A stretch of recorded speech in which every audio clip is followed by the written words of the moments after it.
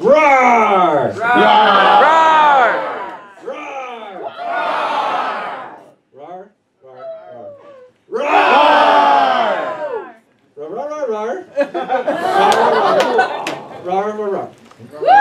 English, please.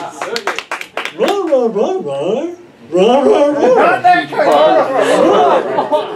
So this is what my parents think I do at Furfest.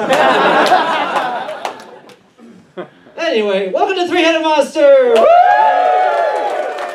I'm doing stand-up for you. Alkali and Pandez will be doing it as well. It is really an honor to do it for you guys because, seriously, as an artist, it is like the most instant gratification of an art form I can think of. Because when you're an artist, you have an idea. And usually there's hours and hours. You have to put down the sketches and form the lines and everything. And you post it up for someone to squint at and say, "Can I fap to this?" Nuke.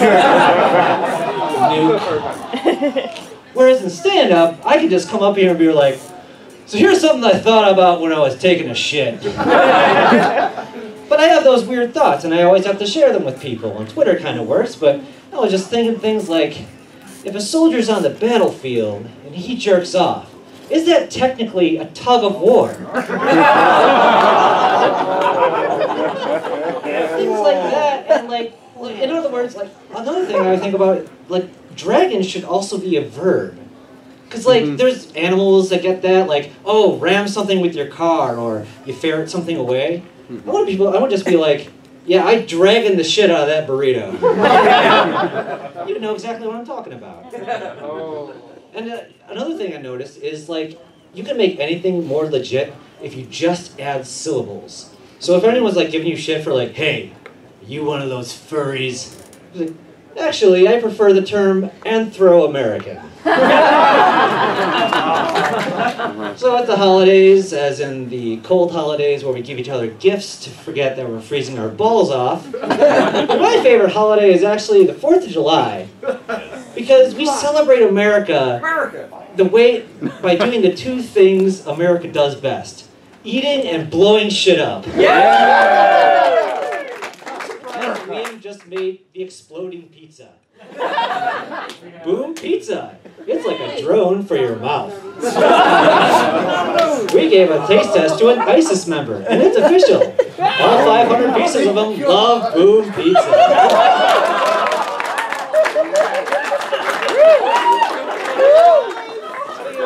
It is really terrible what happened in France and everything, and I'm glad that everyone in solidarity, you know, changed their icons and, like, you know, overlaid a French flag to show the world that we stole Photoshop. But they do make a lot of interesting things, like they have parkour, which is French for concussion. And it's interesting and everything, but I don't know, just something about it. Just leave it to the French to perfect the art of retreat.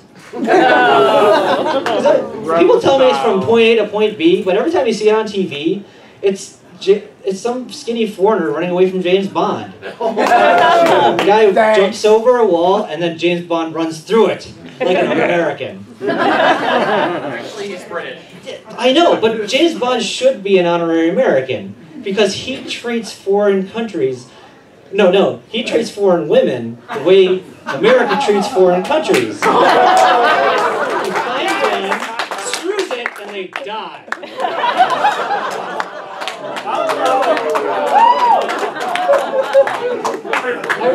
I love movies though, and but I love the Oscars too, which, yeah, gay. Anyway, the Oscars are great because it's glitz and glamour and that's really the Oscars. But I love when they try to, like, tout out their, like, PC achievements. Like, there was a movie that came out that was nominated for Best Supporting...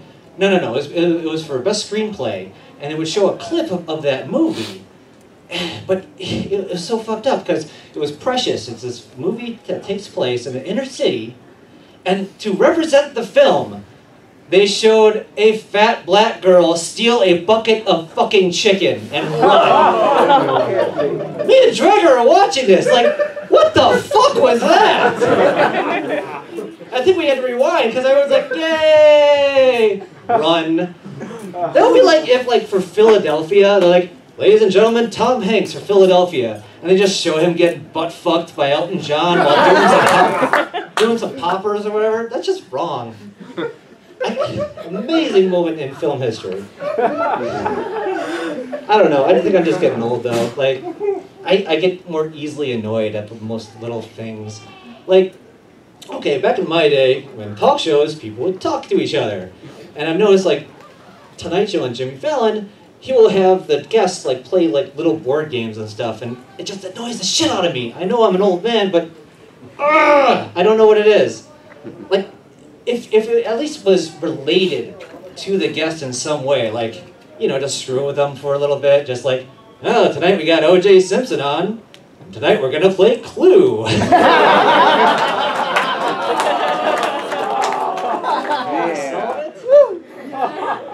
Vladimir Putin playing Risk. I'd watch that. But the thing is, like, okay, so the whole idea is to get these viral videos for YouTube. Let's just go old school and, like, make them like viral videos that I grew up with. Like, see, I would want to see Benedict Cumberbatch fire a bottle rocket out of his ass. You like Sherlock Holmes? Well, here's Sherlock's hole. But, yeah, I don't know. Another thing about getting old is I'm a hypochondriac. Any other hypochondriacs in the house? Yeah! This is our gang symbol right here. That's how we identify each other. The thing about being a hypochondriac is, like, there's two options when you feel like a random pain. Like, either you're overreacting or you die! Those are the two options. But the thing is, I actually have a heart condition now. So apparently I'm so white, even my heart is offbeat. But I have some medication just like to slap it, like that, just like, you know, like when your like cousin Jimmy's playing Rock Band with you, it's like fucking up your scores. God damn it! And you have to save him there. That's my heart. So I take medication and it straightens it out. And it reminded me of, I never saw the movie, but Whiplash. And I never saw it because it's about like this old guy who whips these kids into musical greatness. I think I already saw that. It was called the Jackson 5. So, yeah. Let's see. Yeah, so, my parents are into virtual reality now. They watch Fox News. And I try to keep up with them and stuff, you know, just to see what they're going to blame Obama for at the Thanksgiving table. Yeah, see just what I'm going to get into. So, I watched the GOP convention, because it's fun. But I just love it, like, watching them. It's like, they're all standing up there, just like with perfectly parted Hitler hair. It's like a fresh shipment from the asshole factory. And then you have Donald Trump. I just love how you can tell they're crazy based on hair alone. Like, everyone else has perfect hair like JFK. Donald Trump has hair like JFK in Texas.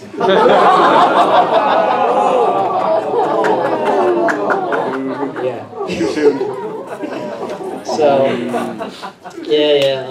I can't read my own writing, that's fine. What was I gonna say here? So yeah, it made me wonder, like, do you think we've ever had, speaking of the whole presidency thing, do you think we've ever had a furry president of the United States? Yes. We would never know, right? Like, you could have Teddy Roosevelt, like in the Oval Office, dressing up like a bull because he says, bully! And his wife dresses up like a matador with a red cape above her snatch. Or maybe like, you know, Ronald Reagan. Well, if Ronald Reagan was a furry, he wouldn't be an elephant because elephants never forget. But if there was... Too soon! Alright. Anyway, if there was a furry president, I think it was George W. Bush. Because I could just see him in the Oval Office, like, looking left, looking right. Like, I'm a kitty. Meow. The rack is my personal sandbox. Oh, Mama, pick up my shit.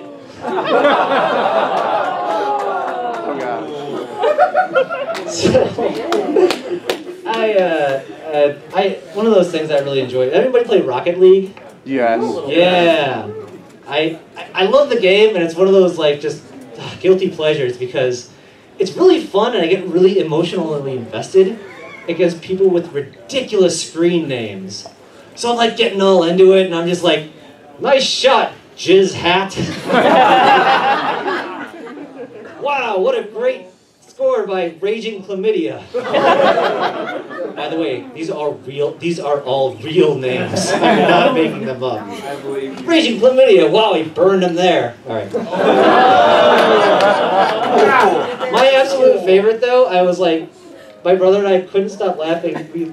We gave up 2 goals because we were facing Lord Krusty Butt.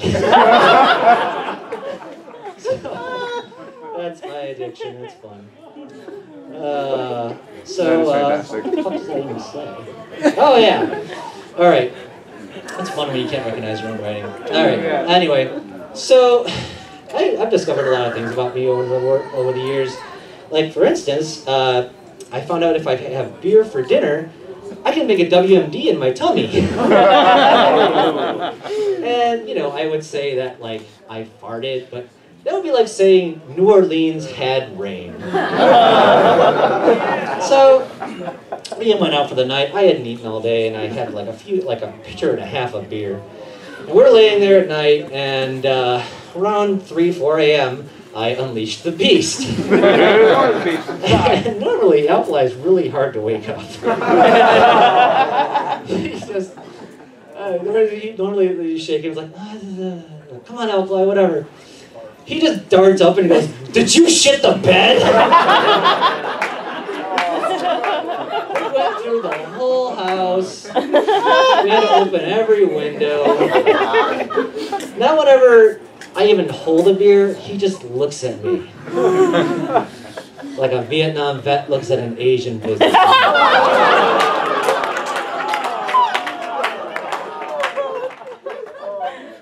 So, I just want to leave you guys with one final message, actually. Bill Hicks famously said, life is a ride. And that, you know, it goes up and down, it gets slow, but you have to remember that it is a ride.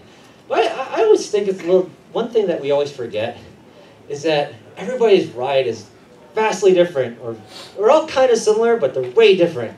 Like, your ride could have dick eating raptors, right? And somebody else has a ride with dick sucking raptors. Oh, thanks, Blue. Way nicer. So I think there's just way too many people out there like, hey, I get up for my ride every day. Look at me, I got raptors and shit. He's not doing his ride. And I see it all the fucking time these days, especially in these times. So all I'm saying is, enjoy the ride. Thank you for being on this ride with me. I really appreciate it. Thank you very much.